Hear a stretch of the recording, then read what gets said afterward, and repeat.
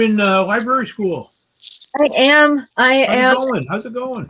San Jose State University, and it's going great. All A's and enjoying my classes, learning things like cataloging and metadata and archives and manuscripts.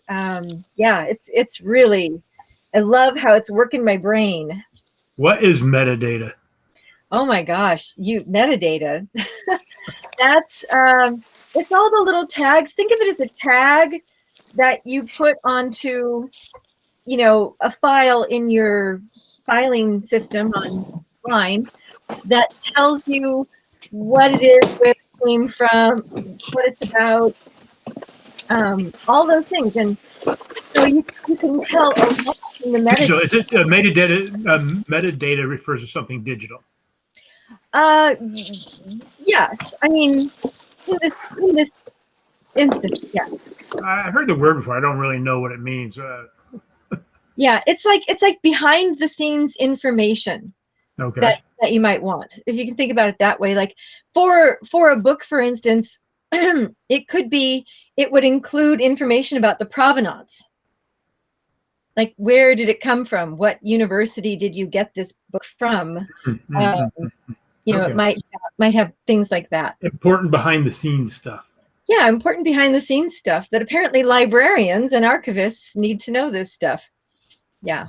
Anyway, I'm also learning the difference between archives and libraries, and boy, they are just not the same at all. It's so funny because it's like you just go, an archive is within a library. It's part of a library. Sure, that's what I would think. And yet it's like another world. It's a whole nother world with very different expectations and access services. How to get into that world is very different. But it's all really changing because of digitization. Everything's getting digital anyway. So now you're about a year into the program. How long a program is it? And would you recommend it to anybody? Oh my gosh. Well, it's for me, it's going to be a 2-year program. You can take up to 7 years, and then your oldest credits start dropping off.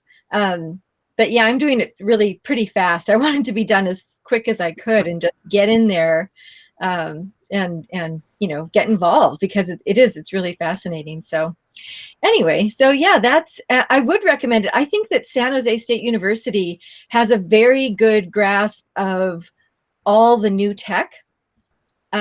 They really focus on that. In fact, I'm going to get a digital assets management certification within my master's degree. So yeah, digital this, digital that. The teachers are really great, very, very attentive and friendly. I have a question. Mm-hmm. Good morning. Can y'all see me? Yeah. Am I on? Okay. Good morning. For somebody like you who is so rooted in real books, how does this the whole new digital age in the library sit with you? And is it a difficult transition? Do you start thinking, where are the books?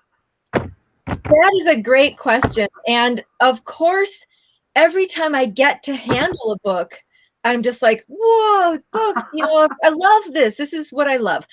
But I've been realizing that above and beyond books, what I have truly been interested in is stories, and that includes historical, the story behind the book. That's why it's like I love knowing about the bookbinders who bind the books and how that story, is created. So there's a lot of different aspects of books, but really it's all about the stories for me. And I can get that anywhere. I can get into book stories from libraries or archives or wherever I wind up when I get a job. So, okay.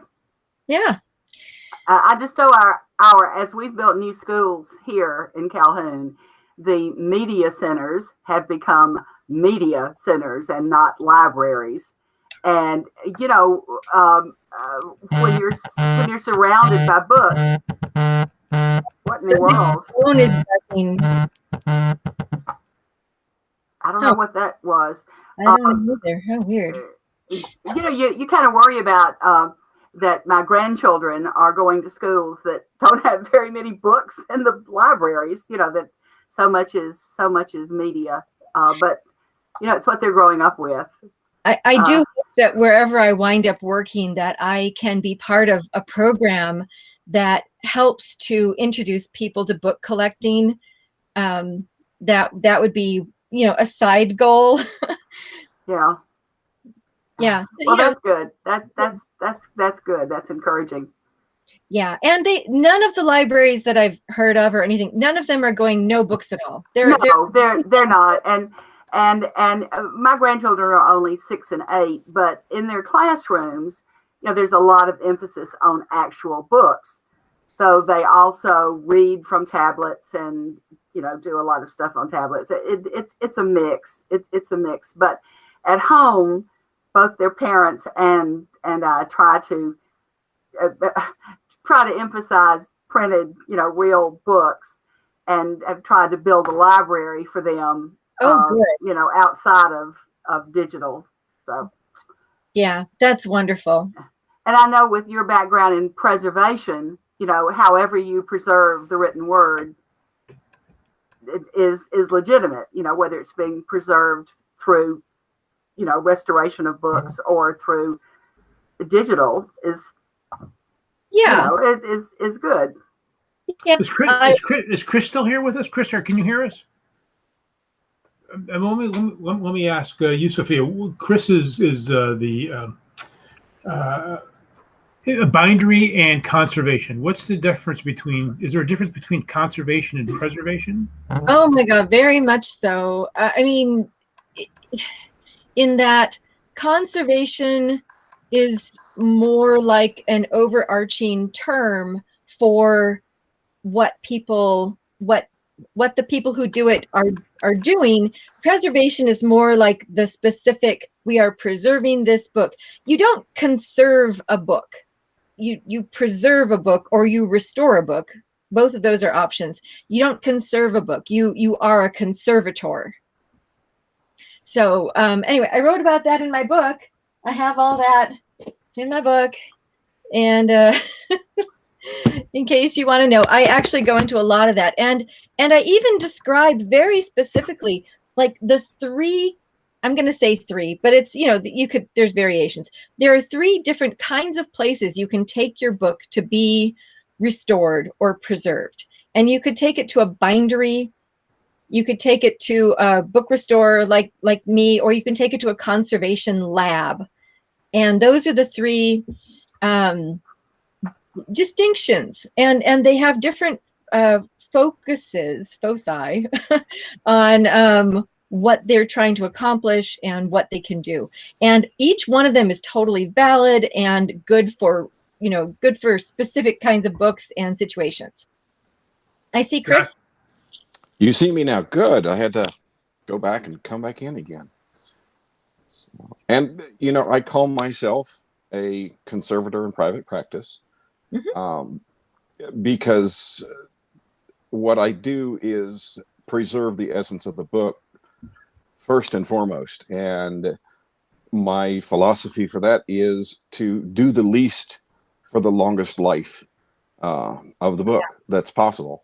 That's exactly it. I will work on a book and consult with the client. But the thing is, in a private situation, the client is the one who calls the shots, and there will be things I will try to talk them out of, and there will be things that I will not win the battle on. And as far as that goes, I will follow their requirements as best I can with the least amount of invasive procedures.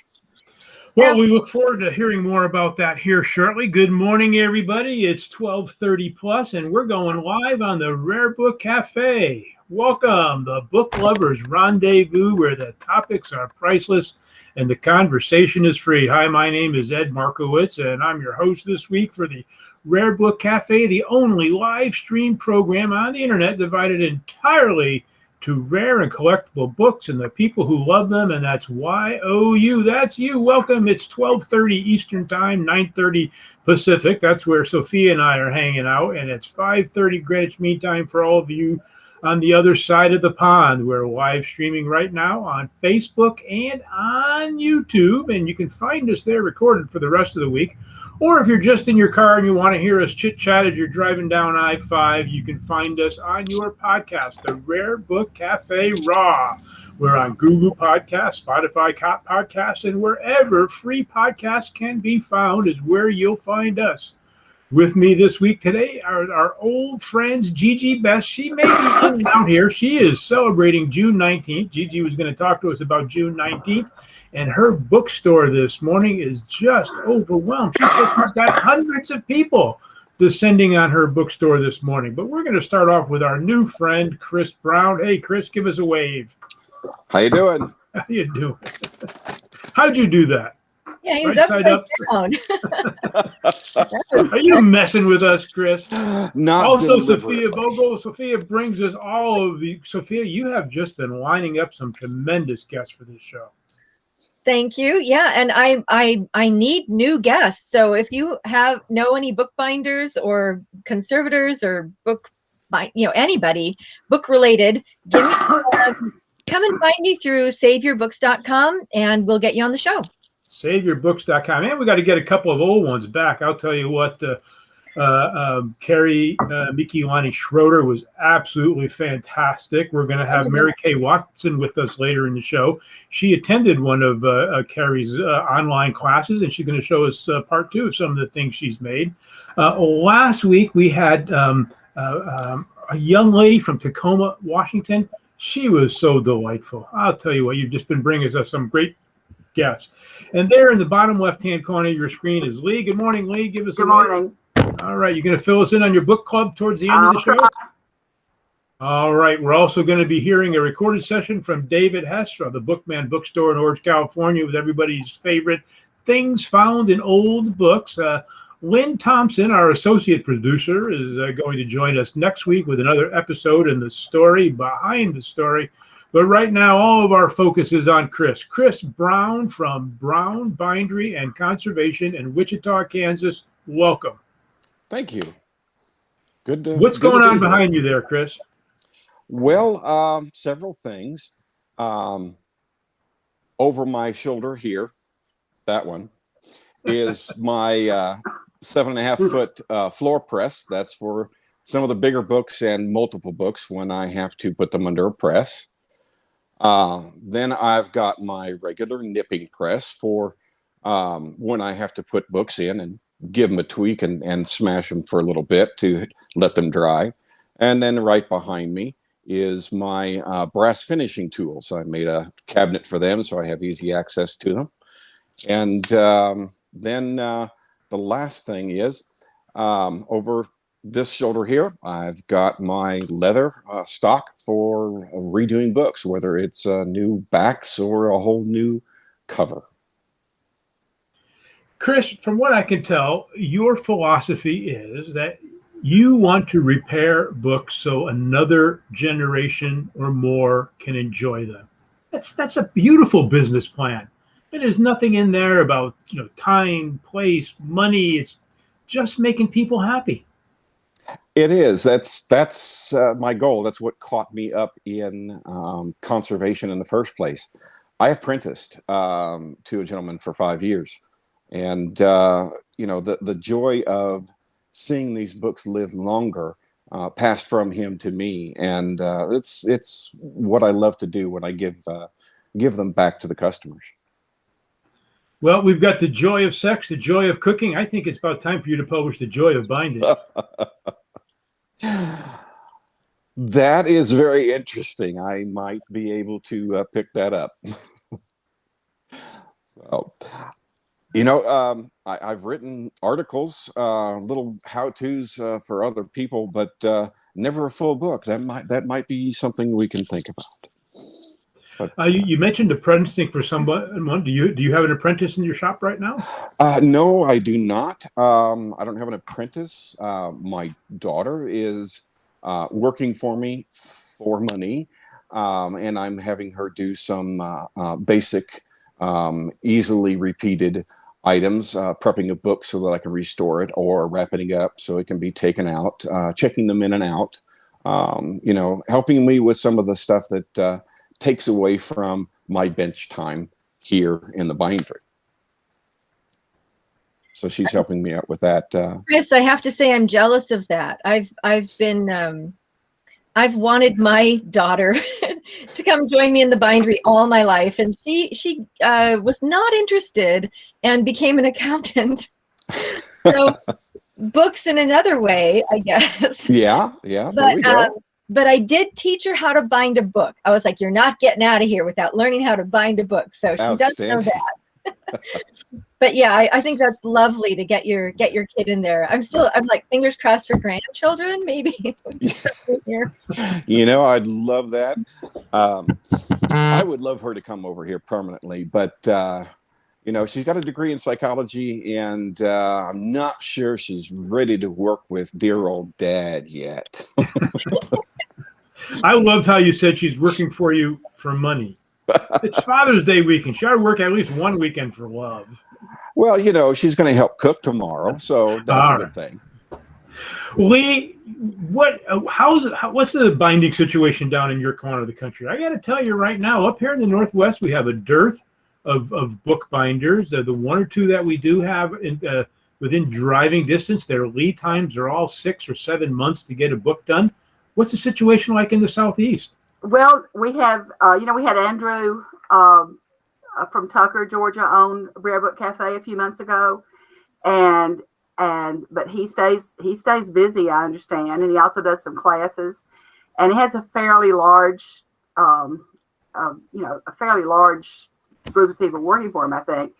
I have used in the past a lady who moved from Dahlonega, which is not that far from me, to Kentucky to be closer to her mother. And I still ship things to her that need a little bit of help.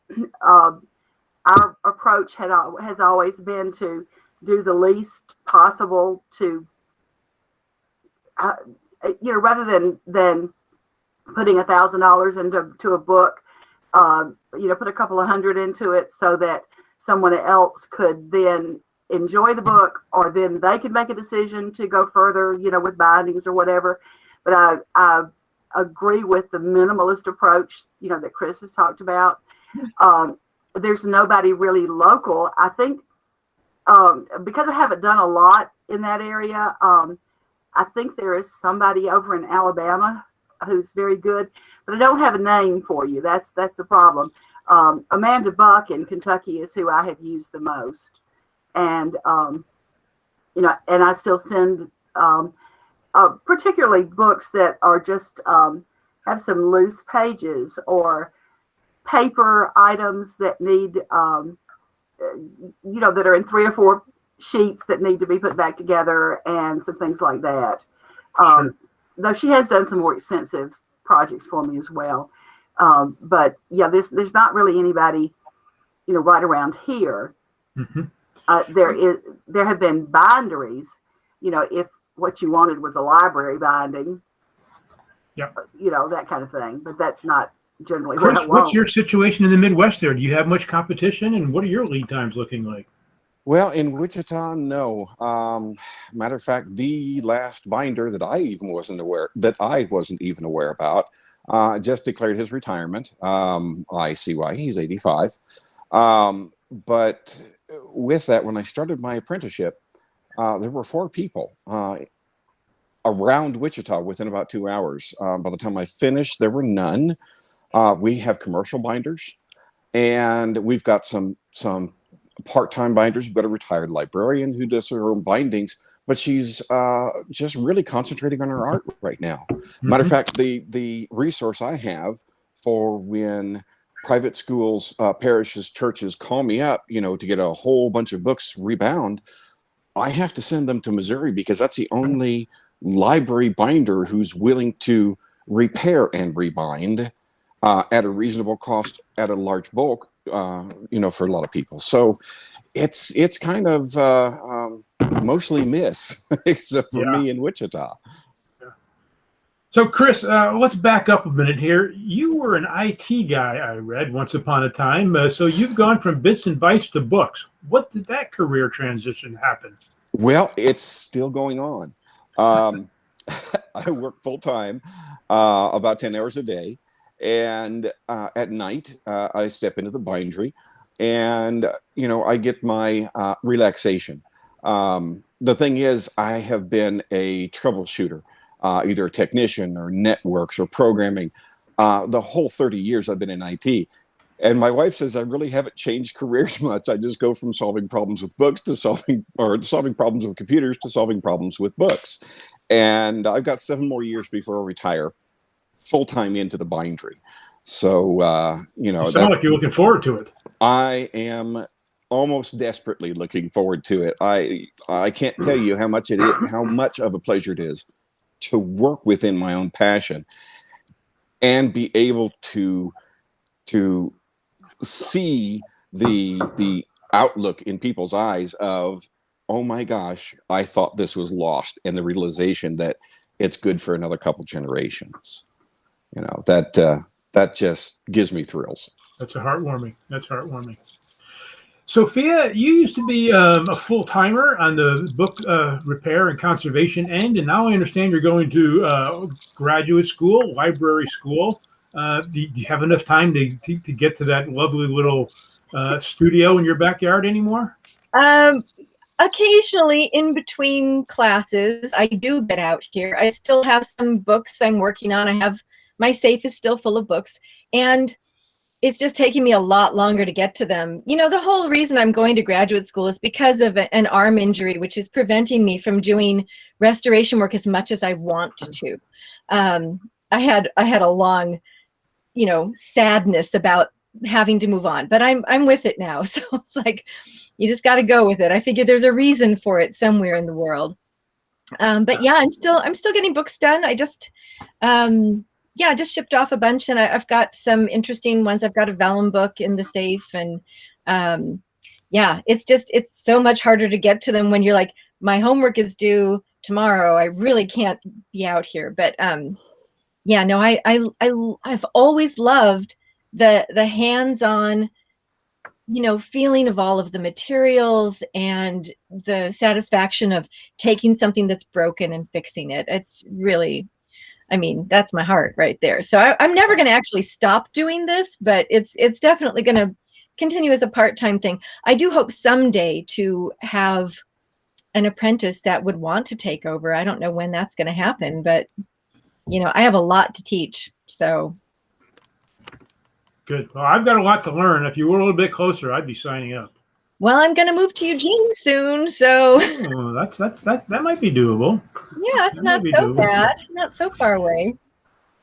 Chris, we were talking about vellum earlier, and I noticed on your website a copy of Agricola di Re Metallica by Herbert Hoover, one of my favorite books because of the story behind it. And you must have done a vellum repair on that. Where are you getting your leather from these days? Where do you get vellum from? Where is the center of the supply industry for book repair? Well, there's luckily still several sources for supplies in book repair. A couple in the United States, several over in Europe.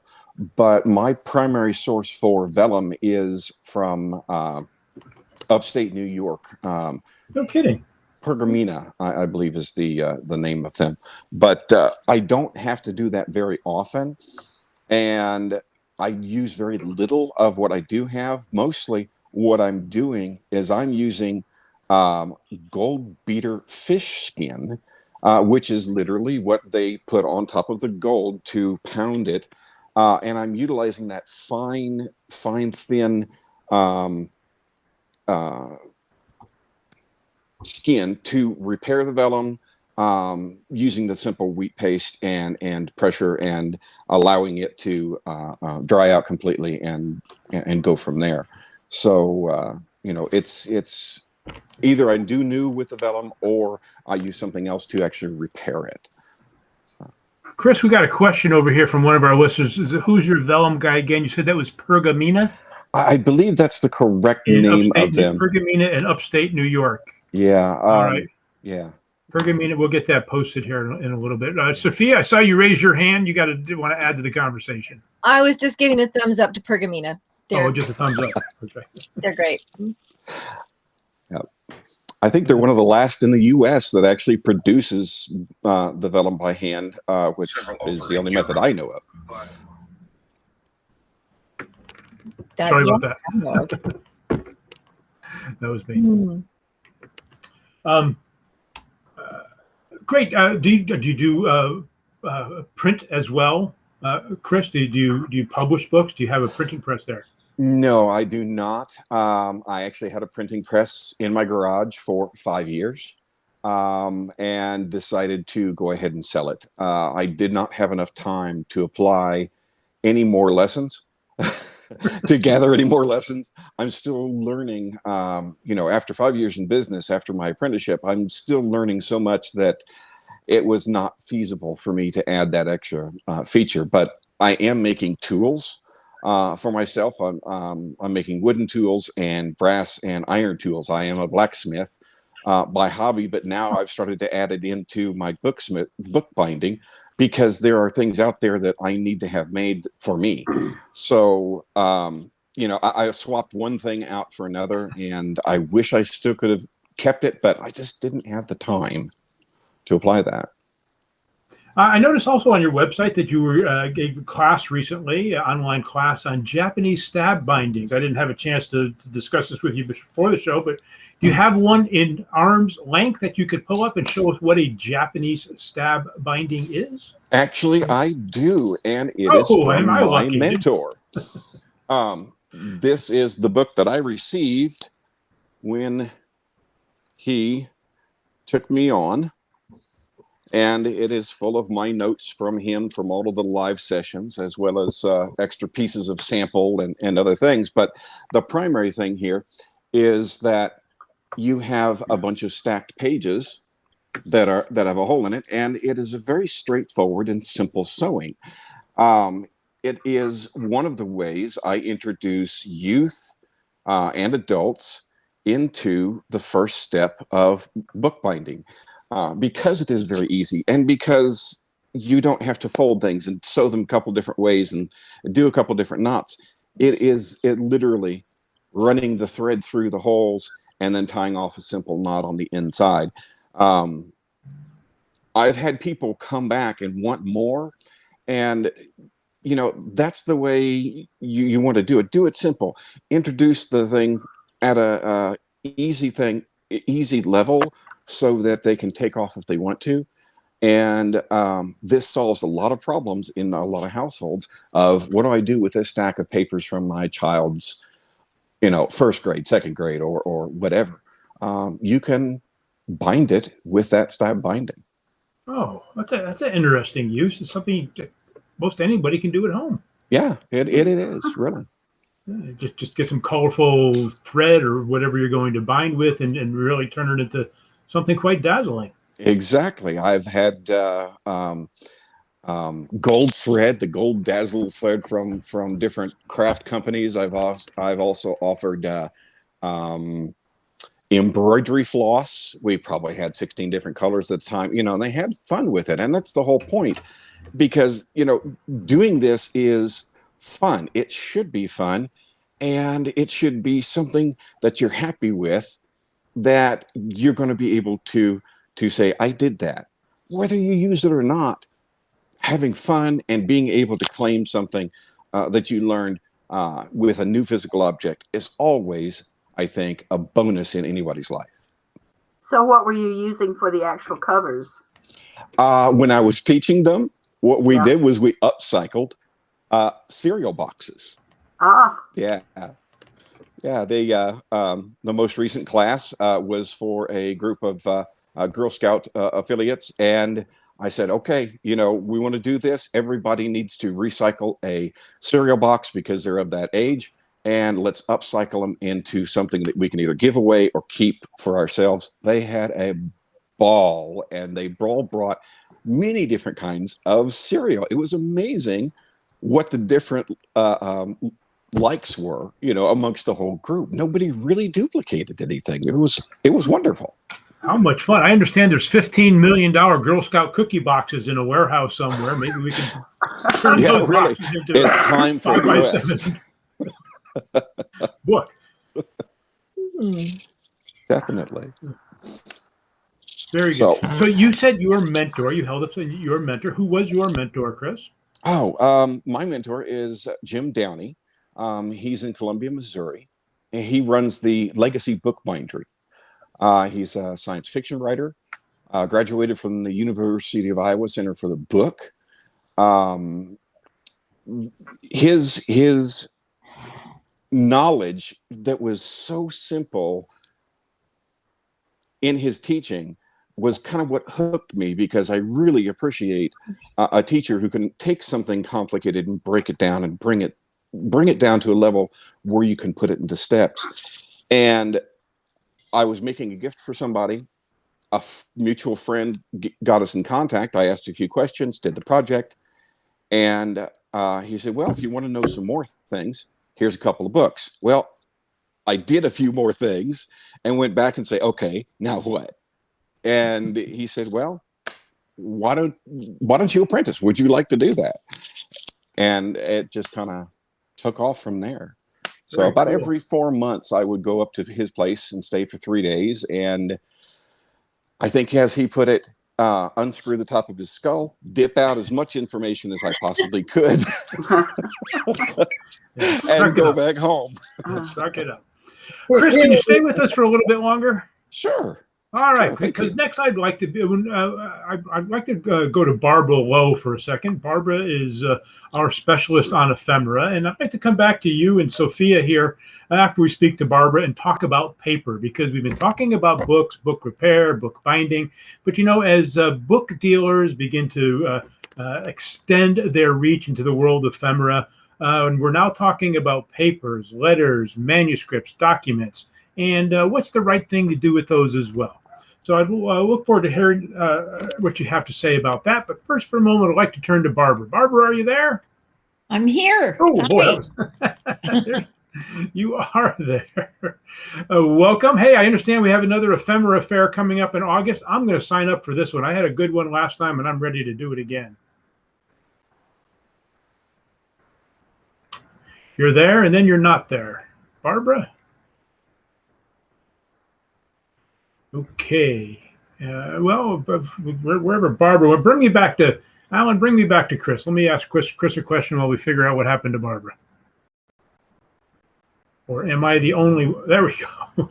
So, Chris, I don't know what happened to Barbara. She jumped in, she jumped out. But let's talk about paper for a moment. Do you do much paper conversation, Chris? And under what conditions? Actually, I have. I've done a lot of paper conservation for maps, for blueprint documents, for Metro, as well as cemetery organizations. They have maps of everybody's plot and where everything's at, but it's all stuffed in a drawer somewhere down in the basement on a corner next to the window that leaks.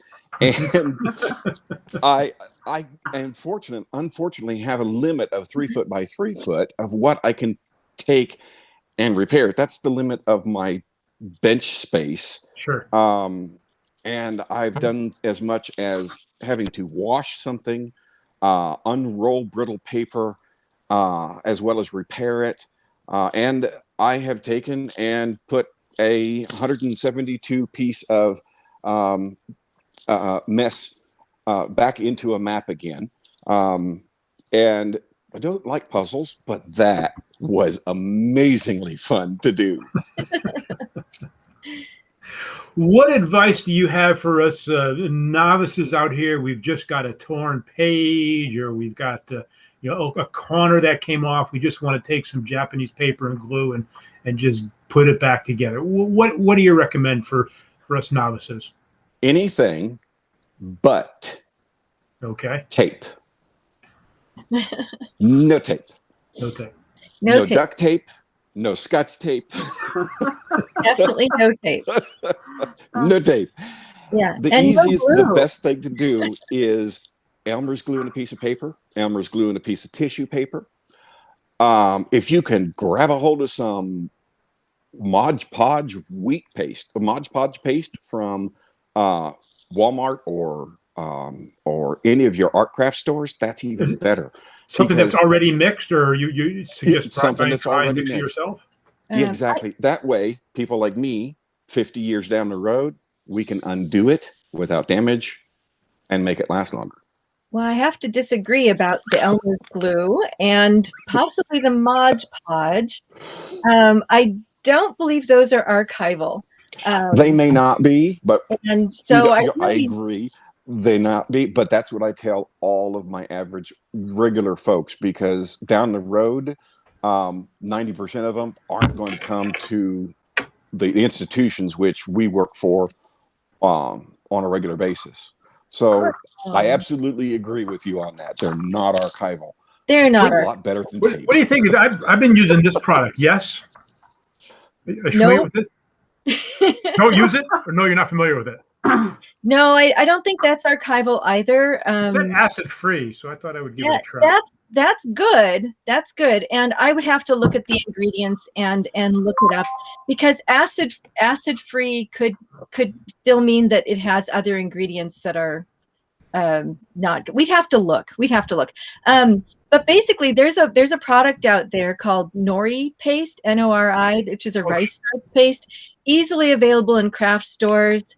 That is archival and will not damage anything you're using it on. Well, theoretically, moisture can damage anything, so don't just use it indiscriminately. And yeah, I mean, I guess people are gonna use whatever they can get, and so those products are the ones that are available. I mean, yes, look for the archival. When it says archival or acid free, definitely that's better than nothing. Once again, I don't think Elmer's falls into that category, although they may have started creating an acid-free archival glue. I don't know. Less is more. Do as little as possible. That's what I really want to tell people. Yeah. Good advice. All right, I think we've got our paper lady back. Barbara, are you with us? Barbara Lowe? She's bopping in and out here. We'll talk to her. And maybe not. I can share something if you need a new thing to talk about. Please. Okay, I'm going to show you. And I'm going to look. Okay, so I just purchased this book and had it shipped to me from Portugal. It's a do-a-do. And so in the first part of it, in the book block side, it is industrial bookbinding techniques. And this side, it's got great illustrations showing you how it all works. And then on the other side, it's the same exact thing, only in Portuguese. And the reason that this is amazing to me is because I'm learning Portuguese and I'm going to go to Portugal and go visit. So this just came out. I mean, it just came out, and they just created another one for another aspect of industrial binding. And I mean, just an amazing book. In fact, I wanted to compare the Portuguese and the English, so I bought 2 copies instead of having to flip back and forth. What do you mean by industrial binding? What does that term refer to? That's a great question. So on this page, for instance, let's see if I can hold it still. It's talking about the notch and burst type of binding. It's binding that's done by machines and, in binderies so here's one that talks about screws. It's not the traditional hand sewn, poke holes and then sew the threads through. It's all basically things you can do with machines. So, like I talk about in my book, if you're going to take a book and have it rebound, this gives you options that you would know what they are, that can be done at an industrial setting. Also, if you're going to publish a book, here are some things that you could, do your book in, some ways to bind it. So anyway, it's a fun thing. All right, good. Very informative. All right, now I think Barbara's back with us. Barbara, if you want to pop back on here for a moment, you're going to talk a little bit about the Gaslight era, and you are all things paper. And we got into a little bit of paper conservation there, and we didn't quite get to it.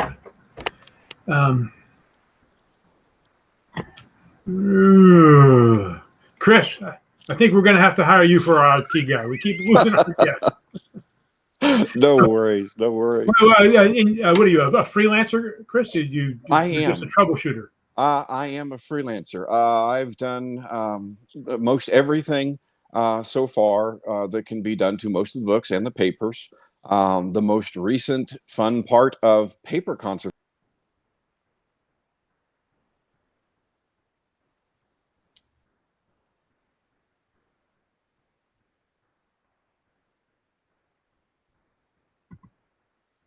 Okay, I seem to have lost Chris here for a moment.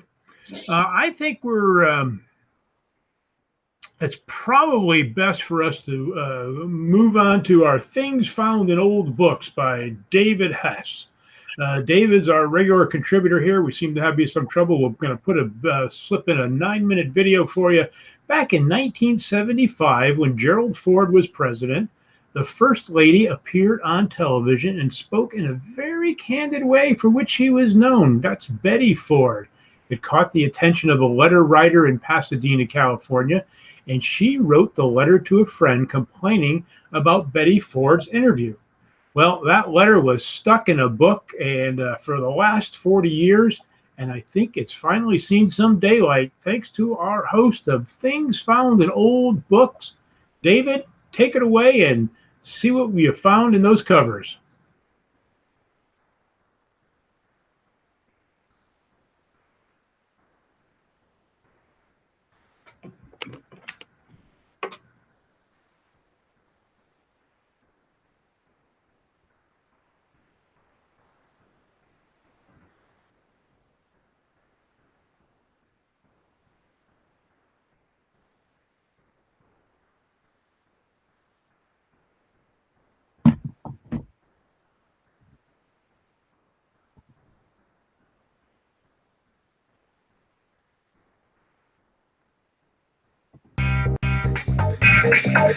Hello. I'm David Hess, and I'm from the Bookman in Orange, California, coming to you today with our new segment on Things Found in Old Books. And I've got an interesting crop today, and I'm excited to share them with you. So let's start right away in this old book, which is called Obiter Dicta, but it has nothing to do with what's inside because this was published way back when, and the card or the letter I found in there was from 1975, and it came from Desert Hot Springs, or was addressed to Desert Hot Springs, and it came from Pasadena, California. And the main body of the letter here is kind of the lady in Pasadena complaining about the smog in LA and how bad it's affecting her and how she's down. I must say, I do find a lot of letters in books, and most of them are very uninteresting. And this one wasn't all that interesting. However, on the last page, I found this interesting because it's from 1975. And she says to her friend in Desert Hot Springs, "I wish Betty Ford would keep her mouth shut. I shouldn't wonder if her interview on TV and what she said what she would say if her daughter had an affair may cost Gerald Ford the presidency." Wow. So, I kind of remember those days, and I don't remember Betty Ford saying something that would cost Gerald Ford the presidency. I think that was already set in stone anyway. So I found that interesting. And she goes on to talk about it a little bit more. And she says, I don't believe he'd have had the nerve to ask Pat Nixon a thing like that. Do you? she's talking about the interviewer. So a little bit of news from that era. I found topical news. I found that interesting. And then she had a little cartoon she sent to her friend as well. And it's a little guy, a congressman or something, saying, "I say let's not let those Turks shove us around. Send them aid and arms. Show them who's boss."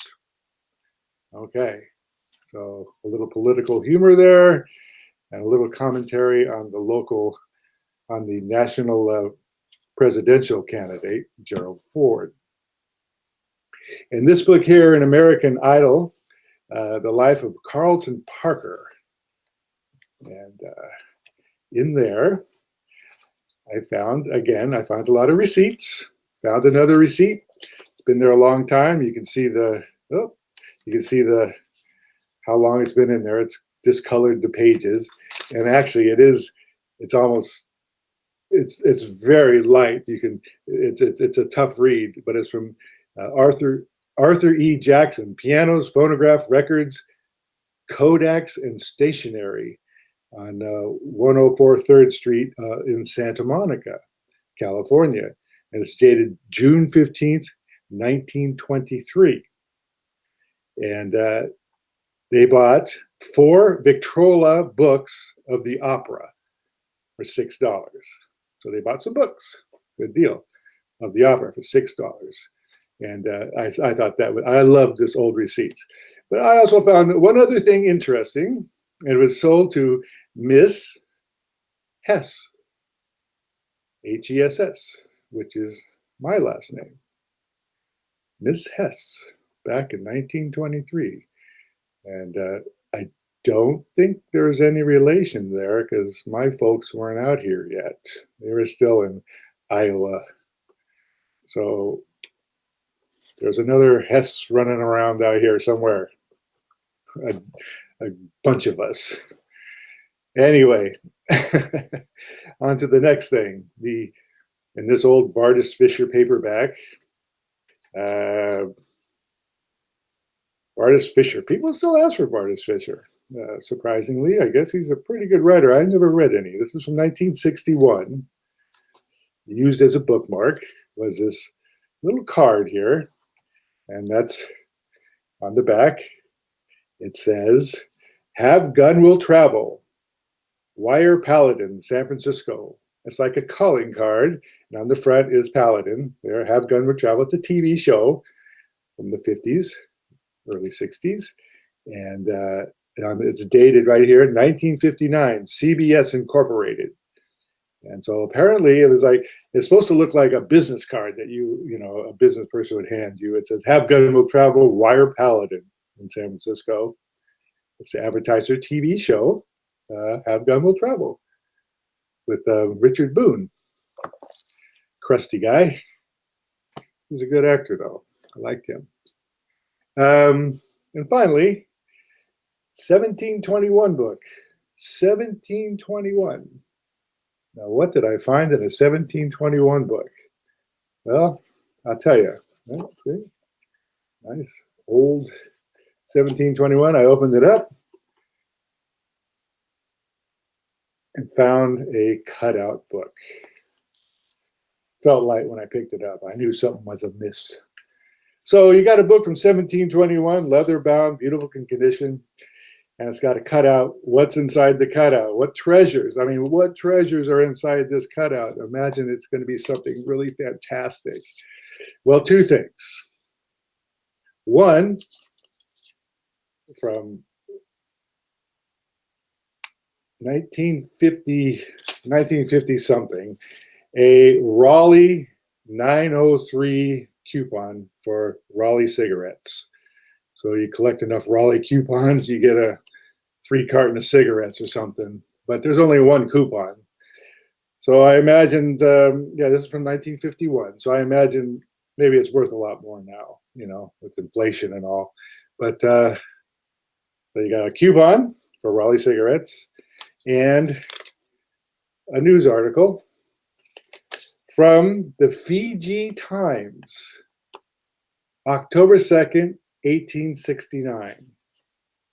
And it's all about a duel that was thwarted on the island, the Fiji island.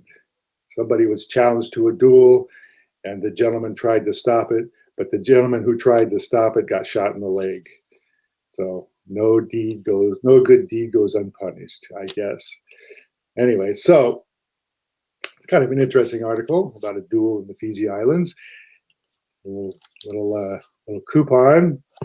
Now we'll go back into the 1721 book to age another 100 years or so, and and maybe I could add something to it that would make the next person that would find that more excited or have a better find than I did in my treasure hunt.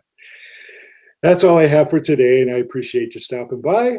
And if you have something that you would like to share, I would love to share it with the rest of the audience. And all you do is just send it to me, or that's not the actual thing.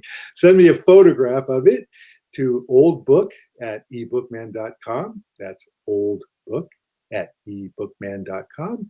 Send me a photograph of what you found and a little description, and I would love to share it here on this segment. That's all I have for today, and thank you for stopping by. Hey everybody. I was just during a segment chatting with one of our listeners, Inez Strew from Germany. Welcome, Inez. I asked her what she was reading. She said, I just finished Hallberg's City on Fire. Well, I wasn't too familiar with it, so I went to Goodreads and pulled up this review, and I could see why Inez joined it. Listen to this review. For the most part, this book was totally worth $2 million, and it's definitely worth the cover price of $30. Now, this is my non sequitur. Go out there to your local used book dealer. I'll bet you can get it for 10 or 12. Anyways, the review continues, but damn, it's hard to review. It's most reductive. It's a multi-viewpoint novel told from the perspective of several characters living in New York during 1977, culminating in that summer's great blackout.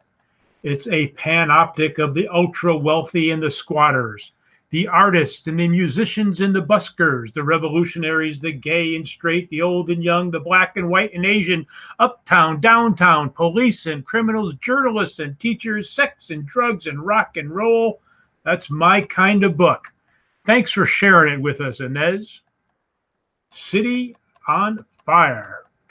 Okay, now it's time to bring in Barbara. We've got Barbara with us to talk about a little bit more about Gaslight. A couple of weeks we had joining us Dick Sheath, who is the president of the Ephemera Society of America, maybe past president of the Ephemera Society of America, talking to us about the Gaslight font that we use on this show.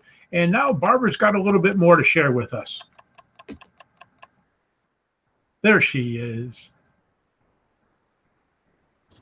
Can you hear me? Loud and clear. Okay, super. Well, so you were right. And again, I apologize. I don't know why I have these technical problems, but we are next month having, I'm sorry, not next month, in August, the Ephemera Society is sponsoring another, what we call a mini conference virtually.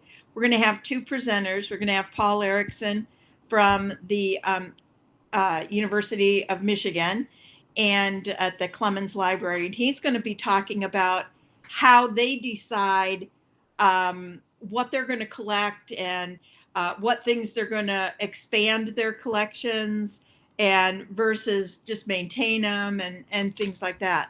And then we're going to have a collector, Beth Carroll Horrocks, and she's going to talk about her personal collection of rulers.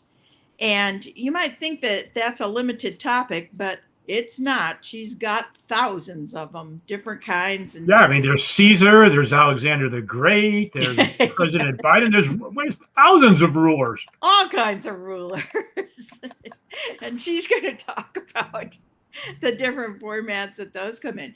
And then that's going to be followed by, again, Marvin Getman is hosting a virtual ephemera fair.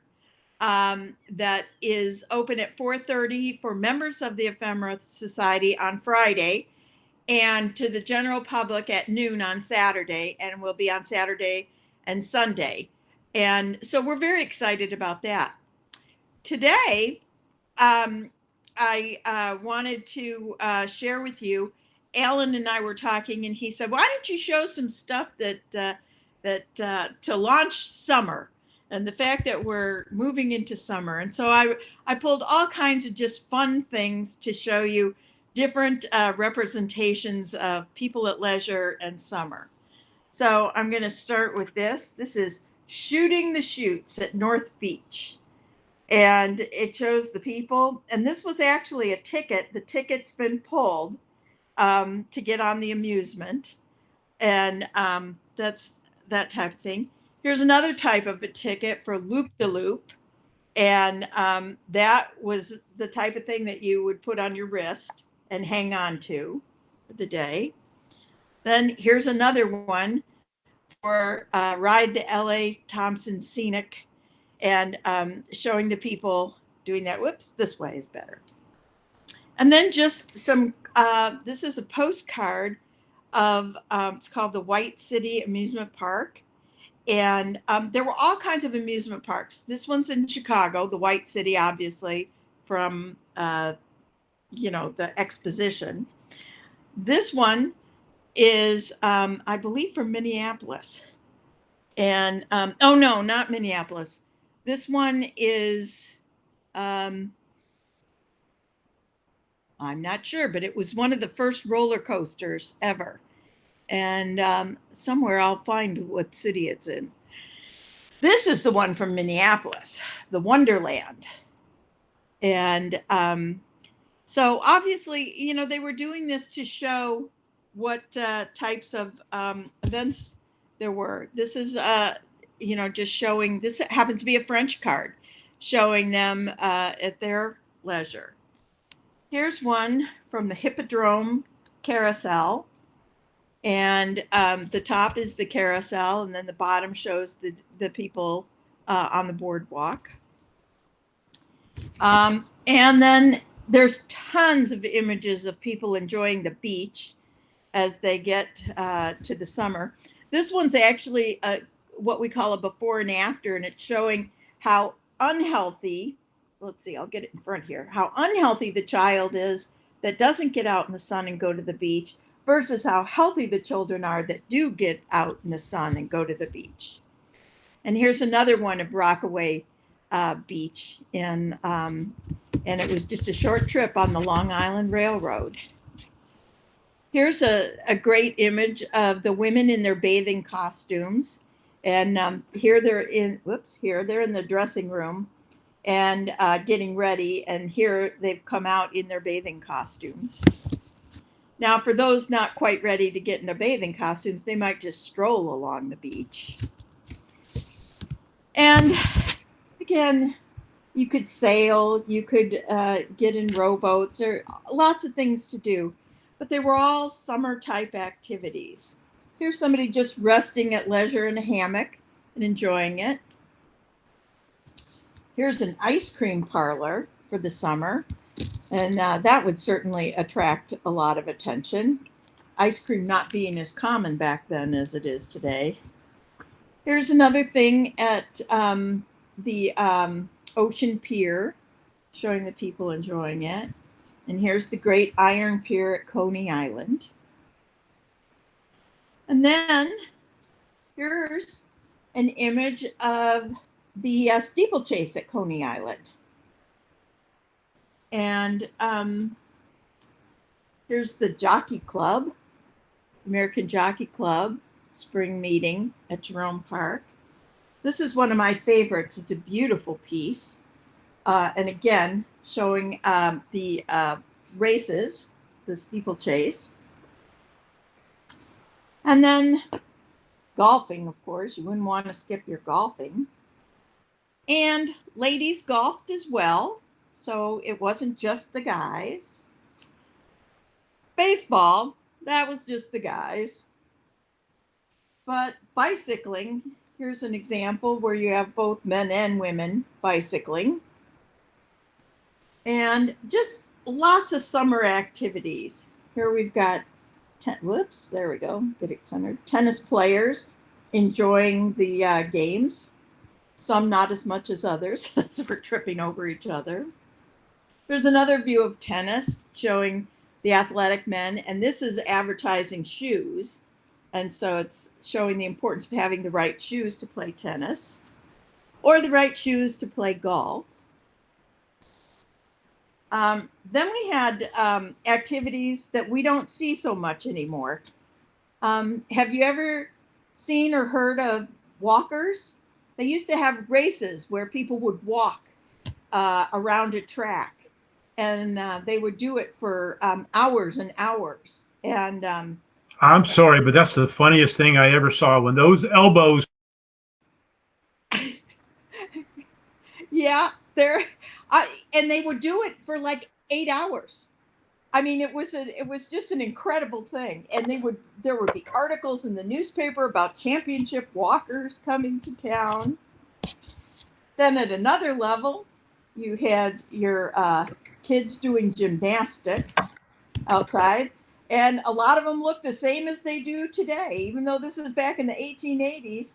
You know, we see the pommel horse, we see, you know, the high bar. It's so things haven't Well, I changed have to that tell you, Barbara, that all looked so romantic and was like a wonderful time, and it was the peak of civilization. But I know they were wearing wool pants, and you know, they did took a bath once a week, and I'm not sure that I would have done very well back then. Look what those ladies are wearing. Here's an example of a family. The heat of summer. Yeah, in the summer, and you would think these people are going to melt. Yeah, exactly. That's what I'm thinking. Yeah, exactly. That was very true. But it is all very romanticized. Here's a view from Albany, and it just, you know, it is very romanticized. The going out, sailing on the beach. You know, you can see the couple riding the horse down there, and you know, kids out there flying kites. But look at how many, like you said, look how many clothes they have on for a summer day. Yeah.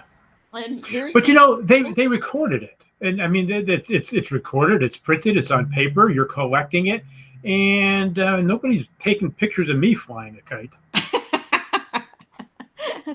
Here's another view of the romanticized Casey at the bat playing baseball.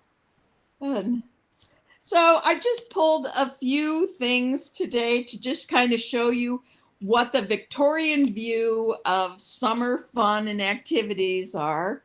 And it's, you know, it's so interesting to look back at it, because you're right. It is a very romanticized view of life back then, and not realistic at all, because, you know, most people back in that era didn't engage in leisure activities. They just worked, and, you know, so it is very romanticized. But it makes you look at it and say, gee, I wish I lived back in that charming era, but only if I were the rich. You know?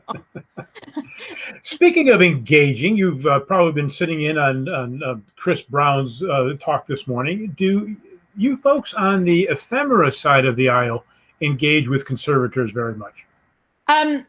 Yes and no. It depends. And it was funny, because before my system disconnected, which happened like 4 times here today, got to figure out what's going on. I was going to jump in and say, on the issue of repairing things, I kind of fall in the middle of those 2 points of view. If I've got a $1 or $10 trade card, I get out my little Elmer's glue stick, you know, the purple one that the kids use that disappears, and I can reattach a corner or repair a tear. And those are going to be things that, yes, they've survived 140 years. I don't think that the glue hurts them, because these are not museum quality pieces. These are pieces. as essentially pieces that are for starter collectors that are just kind of getting into it. And I don't think there's any harm in just doing a minor repair like that. Now, if you're talking about something, a good document that is museum quality, I would never use a glue stick on it. Sure. You know, and and also on the tape, I'm going to disagree on that one as well. There is specific archival tape that's designed for documents, and it's made in Germany. You can get it on Amazon, and I wish I could think of the name right off the top. It's New Fillers or something like that, but it is virtually invisible when it's on the document, and it is specifically designed for repairing at an archival level documents that are used for that. I do agree. I worked for 3M for 30 years. I wouldn't put Scotch tape on a document if my life depended on it. So, you know, because it just was never meant for that kind of thing. And we've all seen documents and pages where somebody put Scotch tape on a long time ago and it's turned brown and it's gotten hard. And I mean, that's just, it's terrible. The only tape I would ever use is this German archival tape. And it was specifically designed for that purpose. If you've got a really good document or a really good, you know, piece of ephemera, you know, like this Ascot tobacco label that I showed you. If something were wrong with this is a piece that is about a $300 to $400 piece. Oh, wow. That I would, because it's rare and it's in excellent condition. If that needed a repair, I would consider going to a document restorer for that. And there are some that are kind of out and about, and then there are some where you have to go to a university and go to their curators and get help there. So it just really depends on the value of the item and the type of an item it is. Okay. So if it's a low end, you know, I'm a beginning collector and I like this card, but you know, the corner has fallen off and I have the corner, glue it back on. It's, you know, if it's a $250 item, I don't think I'd be using Elmer's glue, you know, and that's really my feeling about it is when you start to get to good, significant ephemera, you want to go to a professional to restore it or just leave it alone. All right. Well, I think we found some consensus today, and I think we found a little bit of room for wiggle on personal opinions. And thanks for sharing yours with us, Barbara. Come on back soon. Okay. Yeah, absolutely. Right. We'll come back. We'll certainly see you by August when the new fair comes on board. All right. I'd like to remind everybody that we were supposed to have Gigi Best on with us today, and Gigi was going to talk about June 19th or Juneteenth, the new national holiday. However, she is just overwhelmed today. As you know, Gigi is the proprietor of Best Richardson African Diaspora Literature Museum and Bookstore in Tampa, Florida. And they were having some events to celebrate the new Juneteenth holiday. And she just called in and let us know she's overwhelmed. She's got hundreds of people showing up. So I'm sure she'll be back next week to tell us more of the story about how it went and what she wanted to share with us. So we're going to miss Gigi, but we'll have her back next week to fill in. Now I'd like to turn this over to Mary Kay. Mary Kay, are you with us for part 2 of your online class with Carrie Mikilani Schroeder? I am. There she is. Good morning, good morning, good afternoon, good afternoon. Hello, hello. Hello. Happy Father's Day. Happy Juneteenth. Thank you. Thank you very much. Congratulations to Gigi for all of the attention that her museum is getting today. It's wonderful. Yeah. Hundreds. Can you imagine? No, I can't. But I know Tampa, so yeah, it's a good place to be. All right.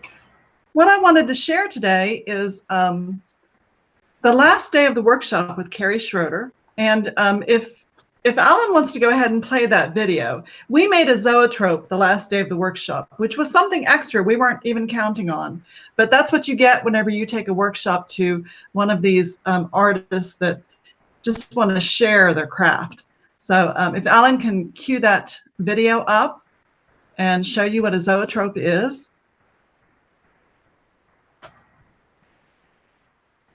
Right, we have the zoetrope and some horse riding this time. So this is the cartoon inside. Zoetrope and optical animation toy, Victorian toy. Particularly nice looking one. This one. It would look just nice on the side. So let's take it for a spin.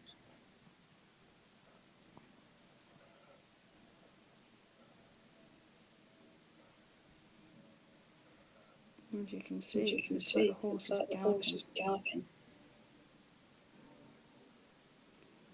I spun this anti-clockwise, so I wonder what it would look like if we spun it clockwise. So, as you can see, that's what it looks like in between the slits. Let's turn it clockwise now. Yeah, it looks a lot better, doesn't it? Horse looks like it's going faster. So there's definitely a right or wrong way to spin it. But, yeah.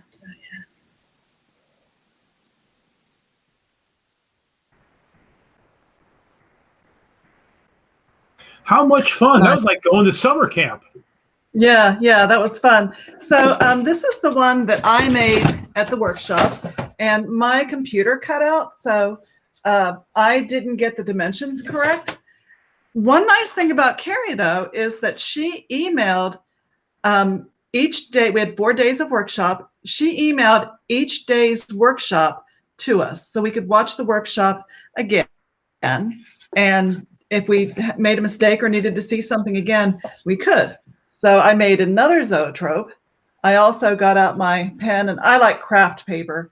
I love the color brown and just the natural fibers in the paper, and I did this zoetrope. I have not decided yet if I want to put my stick inside or outside. You can spin it either way. And of course, on the video, you saw that it can be decorated in any way. Carrie shared with us that these are called optical and philosophical toys.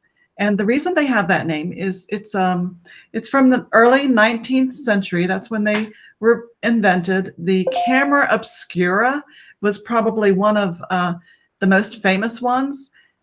These toys are called philosophical toys because they were actually, they were made as toys for amusement, but they actually were experimental projects.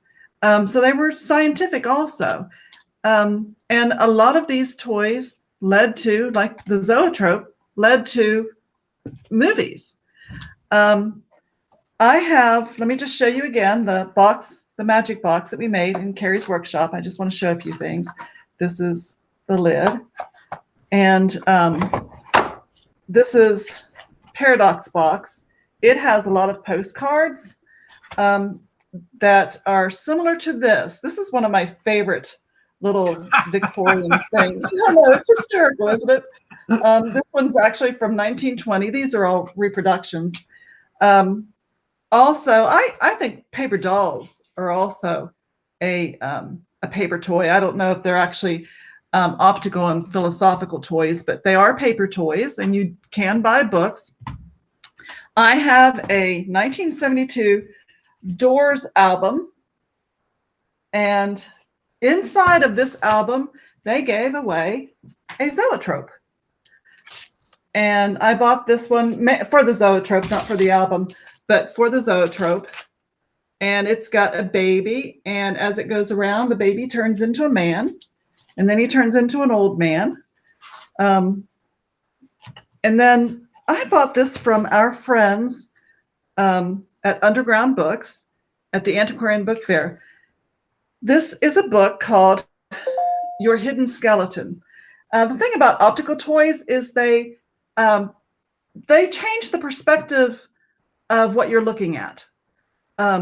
So I thought this would fit in because the hidden skeleton is actually your signature, that you would bend the page, sign the book with a pen nib, with dip ink, and then you would you would press, well, you would sign it on the fold, then you would press it together, and you would end up with this design. And then you would sign your signature at the bottom. So these are just really cool. How clever. Yeah, yeah. They always have a great booth at the Antiquarian Book Fair, and I always find lots of things from Megan and Josh. That is all of the, I'm looking, that is all of the ephemera and toy representations. I again want to urge everyone to check Carrie Schroeder's website and see when she's having another workshop. She's a great artist and book designer, and if you're interested in that sort of thing, it's really, she makes it easily understood. It's easy to understand. She demonstrates everything. She gives you time to get it done. And like I said, she emails the workshop to you either that evening or the next day, so that you have that to go back to. So it's really worth your money when you take one of her workshops. It is. I'm impressed by the value about how many different things you did in the short 4 days. Yeah, it really stimulates your creativity. I wanted to mention one other thing too, something that I really like about the Rare Book Cafe. You know, you can reach out to people on the Rare Book Cafe and dealers. I'm not a dealer, I'm just an artist. But you can reach out to dealers on the Rare Book Cafe when you see something, or if they're talking about something. I've done it with Lee several times and asked her about books and what's good to read, what's good to buy. Well, it was a couple weeks ago, David Hess in his Things Found in Books segment showed this, a stitching sampler. I remember. And when I saw that, I thought, oh, you know, that would work well with this project I have in mind. So that I'm gonna be gone till August, and I have a few projects I want to start on and have them finished and bring them back to the Rare Book Cafe and show you. And I thought, you know, I love the size. I love the size of that. So I contacted him via email, offered him I asked him how much he wanted. He said, well, what do you think is a fair price? I offered him what I thought was a fair price, and he accepted that price. I paid his PayPal account, and he sent me the sampler. He wrote on the envelope that it was found in a 1734 Bible, and he sent me this really nice bookmark too. So I have all the information about his shop, The Bookman, and yeah, that was pretty neat. And I encourage people to do that. If you see something, or one of the dealers or one of our guests are talking about something that interests you, get in contact with them. Everyone's, you know, very, very happy to help you. And yeah, it's just. That's true about book people. Book people are so nice. But I have to disagree with something you said. You were not just an artist. Oh. Because without artists, we would just be booksellers. Yeah. We would just be people selling black and white paper. You make it, and people like you make it so much more interesting for us. Well, thank you. And Carrie Schroeder really, she did a really good workshop, and for a Zoom workshop, and I've taken a couple Zoom workshops before hers. That was excellent. I encourage people to tune into what she's doing. All right, Mary Kay, it's summer. I understand you're going on vacation for a couple of weeks. We're going to see you when you return in August. Yes. All right. You going to go someplace fun? Well, we have a short trip to Michigan and then Chicago. We're going to try to get a game in. I would love to see a baseball game in Chicago. So the White Sox or the Cubs? Cubs. Yeah, Cubs. Sorry. All right. Have fun. Baseball, I don't really care. I hope you get a foul ball. Well, you know what? If I do, this is what I've been doing to the baseballs. We have a team here, and this is a ball I was sending off to a friend. I have been decorating these baseballs with my designs. I'm trying to look at that. Trying to position it so you can see. There's black, brown, and gold ink on this. This ball came from Arizona, so it's one of the Western leagues.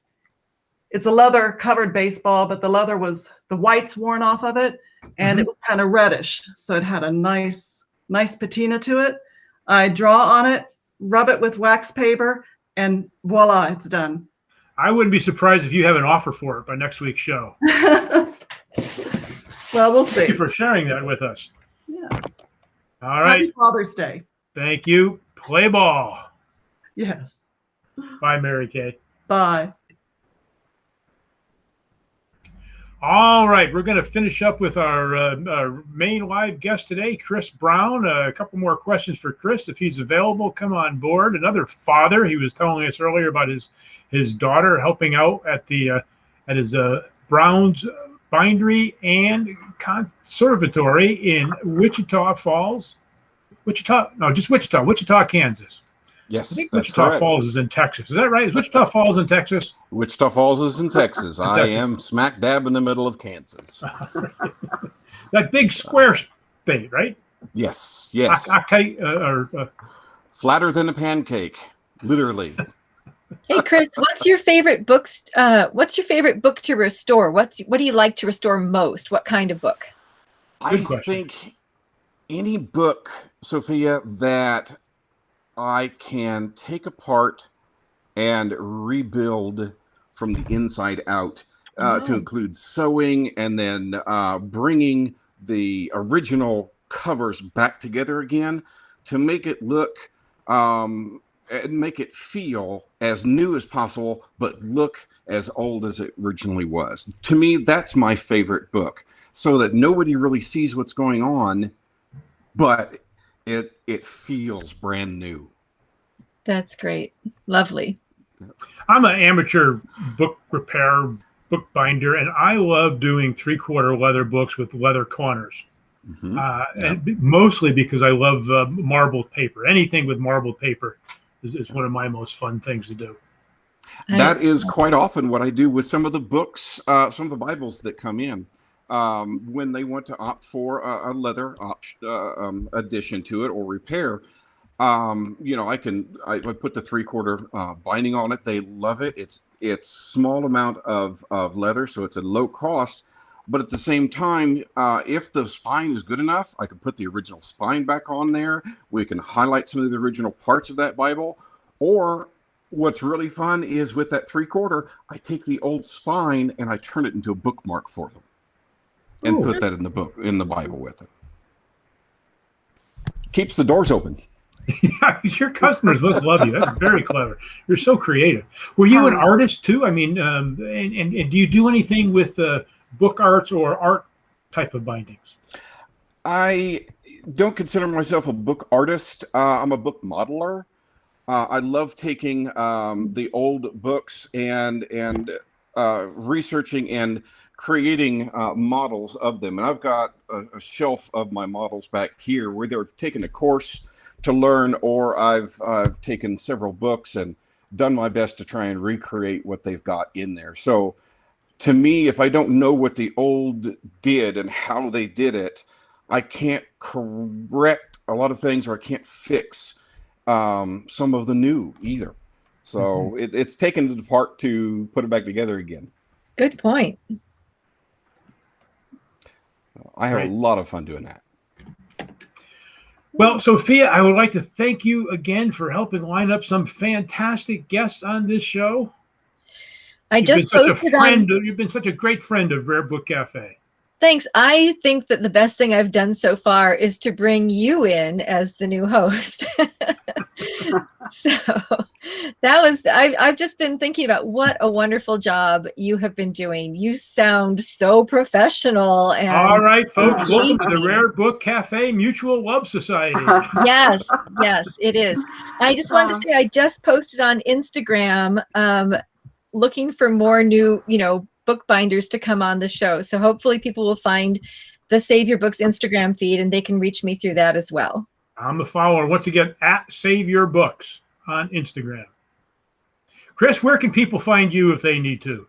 They can find me at Brown Bindery on Instagram, brownbindery.com on the web. I'm also on Facebook, Brown Bindery. So do you take many books in from outside of your geography? with my mentor on the 50-50 side of retirement, and because of Facebook, I actually have had things from as far away as Miami and as close as Omaha, Nebraska for out of state. So it's been a small range because of that. It's wonderful. There, I just followed you. Thank you. And I'll follow you when this is over because I'm multiplexing with too many things. All right. Thanks for joining us. I hope you come back, Chris. We really it was very informative. Thanks for the tips. Thanks for the tips there, Sophia. You're welcome. Always happy to be here. Good. All right. Now we're going to finish up the show this week with Lee. Yes. Your book club. Did you guys meet since our last show? No, we haven't. We don't meet in June and July. We'll be back in August. But one thing that people ask is, how does a book club choose their books? And so I brought a little bit of that information to share today. I also wore my Flannery O'Connor t-shirt today. I thought that was Che Guevara. Well, no, it's not. It's Flannery.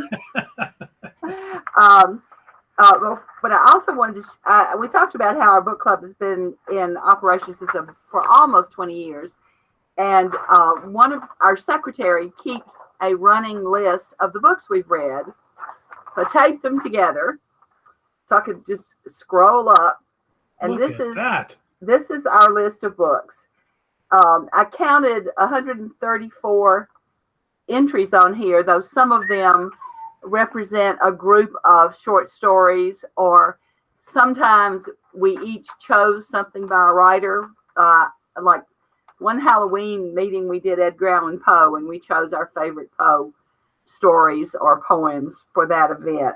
And so we've covered a lot of territory. And how many years? How long has it? 143 books. And how long? Close to 20 years. Okay. We became involved with it in, I think, 2004. With as we talked about last week, with the snake handling books. And this is not a chronological list because it wasn't kept in early years and had to go back and sort of, reconstruct it and things like that. But just to give you an idea of some of the variety, the first two on this list are The Omnivore's Dilemma by Michael Pollan, and then No Country for Old Men, of course, by Cormac McCarthy. So that's a wide range of things there. On down the list, Candide, The Great Gatsby, Wise Blood, In Defense of Food, God's Politics,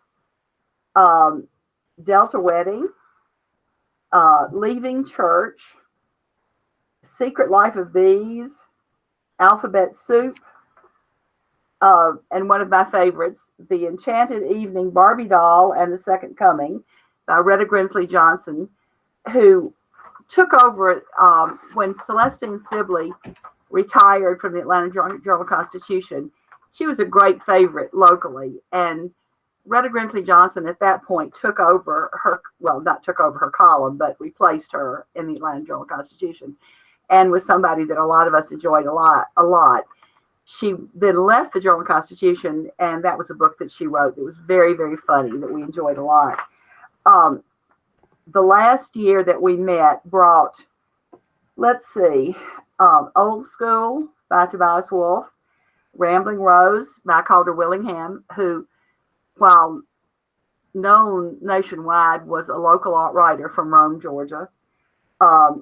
Appalachian Reckoning, various banned books. For Christmas of 2019, we read Redbird Christmas by Fannie Flagg, and our spring have a writer come to have dinner with us was another Rome writer, Raymond Atkins, who is well known in Georgia. And we all chose one of Raymond's books, and then he brought a lot of free copies of his books and passed out to members of the club. So we all got some. Oh, sweet. Yeah, that was kind of nice. And prior to that, we had read a collection of short stories that included Sonny's Blues by James Baldwin, Young Goodman Brown by Nathaniel Hawthorne, which is a very interesting story, Cathedral by Raymond Carver, Barn Burning by Faulkner, A Clean, Well-Lighted Place by Hemingway, and The 51st Dragon by Haywood Hale-Broun. And that was an interesting variety of short stories, and brought a lot of interesting comments by those, because we don't all agree on what we like to read. We really don't. And when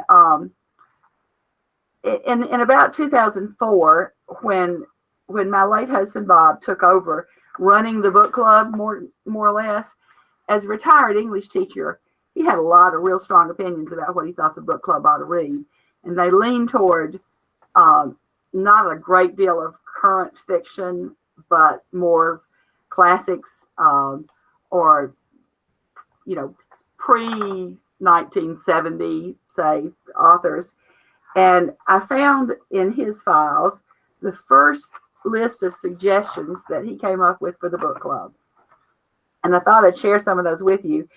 Some of them we read, some of them we didn't read. And frequently when we didn't read something that Bob had suggested, it was because it was either too long or too serious. We lost one book club member after about 2 visits who said we were way too intellectual for her.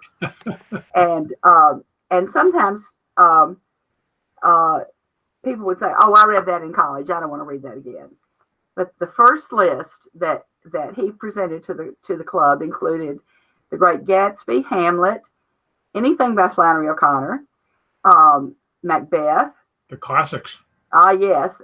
Anything by Eudora Welty, anything by Cormac MacArthur, Huckleberry Finn, and as a more modern, Cold Mountain, The Da Vinci Code, books by Roy Blunt, books by Walker Percy, Candide, The Spy Came In From the Cold, and Eat Shoots and Leaves. As an English teacher, that language bit, how you read eats, shoots, and leaves, was of interest to a lot of people in the book club, because we have a lot of teachers in the book club. And many of these books we actually read. The interesting thing was, as I pulled up later lists, I found that some of these same titles were being repeated. He was trying very hard with some of these titles to get us to read them. And some of them that we did. What we're doing now is, if you suggest a book and the book club says, yes, we're going to read that, then you are responsible for leading the discussion. Back in the earlier days, the feeling was, okay, Bob, you're the English teacher with the experience. You lead the discussion regardless of who suggested the book. And he got really tired of that. And so about 3 years ago, we changed our business plan to, if you suggested the book and we decided to read it, then you had to lead the discussion. Only fair. Only fair. But it also would sometimes take a book out of contention because the person who suggested it had no intentions of leading a discussion about it. They wanted somebody else to tell them what they thought about the book. So that's how we're doing it now. And that's how the books that were chosen for our next 3 meetings were chosen. Though one of them is Pride and Prejudice is a fallback to an earlier list. We had talked for years that we needed to read something by Jane Austen. And some of us had never really read anything by her. And so we had decided, it's been over a year ago now. It's been like 18 months ago now that we would read Pride and Prejudice. And so we kept that on the list. However, we had decided, can't remember what it was we decided to list, but whatever it was we decided to read was way too long, way too thick. We decided that we would just cross that off. And so members suggested a couple of books, Nomadland, which of course has been made into a movie recently. Sure. Yeah, Academy Award winner this year. Right. And we did that partly because one of our members knows someone who is in that position, who worked at Yellowstone when our member was a volunteer out there. And so she brings some firsthand knowledge of that lifestyle to the discussion. And we're also reading, because there's been so much discussion lately about removing Confederate statues and renaming forts, installations that are named for Confederate soldiers. We are reading Robert E. Lee and Me by Ty Sedgley. Sure. And who was a history professor at West Point, but a Southerner. And so that should be an interesting discussion as well. So we have those 3 books lined up. And I have a stack that I'm reading. I just finished Rick Wilbur's second Alien book, Alien Day. Yep. We talked about that last week. Which we talked about last week, which I really enjoyed. And may have some suggestions about the title for the 3rd book. And I have in a stack a couple of books by George Saunders, including Lincoln and the Bardo, and a new a book about, since I just got back from Biltmore, a book called The Lady on the Hill, which is about the restorations at Biltmore. So those are also in my list of things to read. Well, Lee, one of the things I take away from your comments here is that congenial democracy is really important in a book reading group. Excuse me, I've had allergies all week and I've had this cough. Congenial democracy. One person actually is going to lead 2 of those discussions. She suggested Robert E. Lee and Me and volunteered to lead it. And then when we said, okay, we're going to go back and pick up Pride and Prejudice, Jane said, okay, I'll do it too. So that was very good. She's a former editor and entertains us with quotes from the New York Review of Books a lot and sends them out to us. And so we have a fairly active email life as well. Sure. We send in comments to the secretary, and then Kathy sends them out to all the rest of us. And so we stay in touch that way. The other point I take away is the mix of your books, from 200-year-old classics to modern, relevant, important for us to read in today's society. And then some that we found were not so important to read in today's society that we could have done without. So there's a little bit of everything. Very good. Very good. All right, Lee, we're going to see you next week, I hope. Right. And I had brought a book for Juneteenth to share. So I'll bring it again. We've got a few more minutes. Go ahead, share it with us. Oh, well, several years ago, I had bought some, I don't even remember what it was, from a dealer down in Macon. And he sent us a set of 6 books that were written as textbooks by a lady in Austin, Texas. The series is called Let's Pretend May D and Her Family. And there were 6 of them, and I've sold 4. I'm down to 2, but one that I still have is May D and Her Family Join the Juneteenth celebration. And they're set, it just says a long time ago. But I think they're probably early 20th century was when they were supposedly set in. And excuse me so much. Well, I did notice that reading about Juneteenth that it was first recognized by Texas. Texas was the first state to recognize it in 1935, I believe. Yeah, and so this is the book, and it also came, like I said, she wrote these as textbooks. And I have the teacher's guide somewhere that goes with this. Yeah. Her name is Ada DeBlanc Simon. And I have the teacher's guide. The series is called The Delta Black Heritage Program, published by the Stevenson Press in Austin, Texas in the late 1970s. And they're delightful little books. They're not little, but they're illustrated. Some were paperback, some were hardback. The dealer I bought them from had a bunch of them and wanted us to take like a whole carton of the series and try to sell them. And we decided we weren't sure we had the audience for that. And like it's taken 6 years to sell 4 of them. So it was probably a good decision. But they're illustrated, and they even have photos that are real photos, even though the book is fiction. So yeah, there's one. And so they're an interesting group of books. They really are. But it follows the same family. And well, I wouldn't be surprised if one of our readers contacts you and says, "It's here. Sold. It's here," and comes, like I said, with a teacher's guide, which most of them did not. The other one that I have left is Mayding and her family on a weekend in May. And it includes a May Day celebration. And you can see on the cover, maybe. Mm-hmm. Let's see. Can you see if I can get the light? A little shiny, but we can make it out. There we go. A maypole. A dance around a maypole.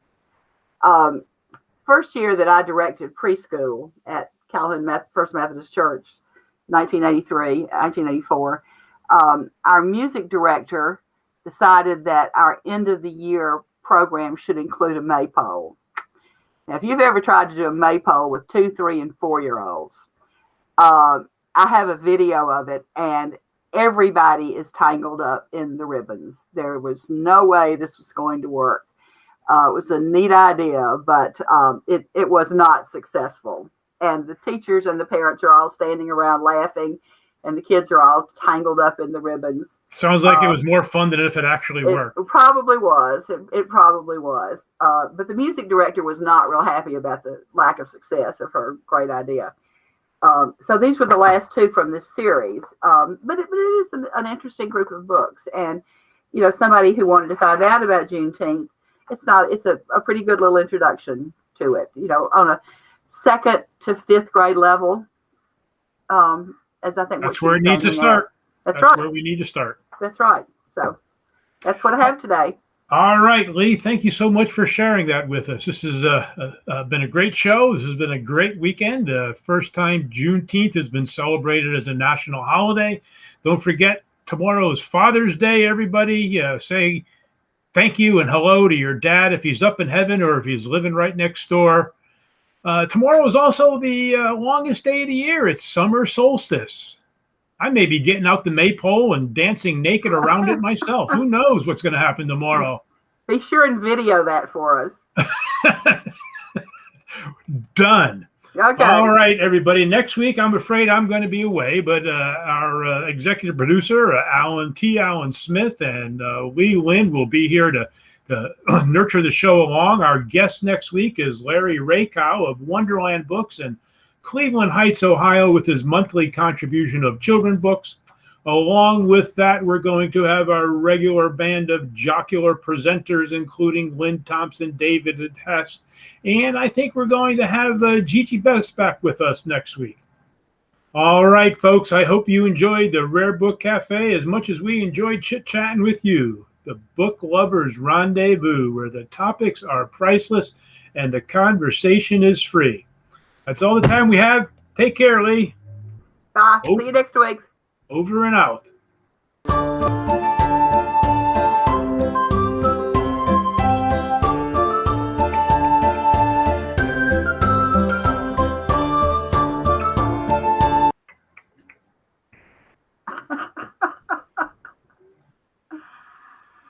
Oh, can people still see me dancing? Yeah, people can still see you dancing. Oh, no. So don't take your shirt off yet. And a 1 and a 2 and a bum, bum, bum, bum, bum, bum. If I keep this up, I'm going to get hired by CNN.